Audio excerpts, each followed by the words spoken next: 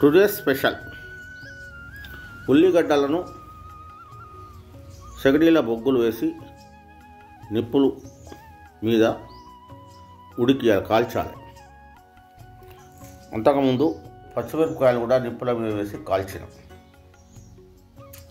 ఆ తర్వాత ఈ రెండింటిని తీసుకొని మసిగిసి లేకుండా శుభ్రంగా తుడుచుకొని ధనియాల పొడి, నూనె పొడి ఉంటే కొత్తిమీర వేసుకొని ఇది ఉల్లిగడ్డ పచ్చడి లేదా పచ్చడి కాకుండా ఉల్లిగడ్డ చట్నీ, ఉల్లిగడ్డ పచ్చిమిరపకాయ చట్నీ.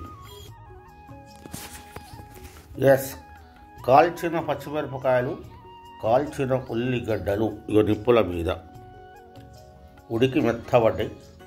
వీటిని కొద్దిగా చల్లారిన తర్వాత ఈ నల్లటి మీది పొరసంతా తీసేసి బూడిదగీత అంటిందా ఒకసారి శుభ్రంగా తుడిచి క్రష్ చేస్తే జబర్దస్త్ చట్నీ అవుతుంది. హాయిగా ఒక రెండు వాయి తినొచ్చు. దీంతో కాలవడం వలన పచ్చిమిరపకాయలో ఉన్న నెగటివ్ అదంతా వెళ్ళిపోతుంది.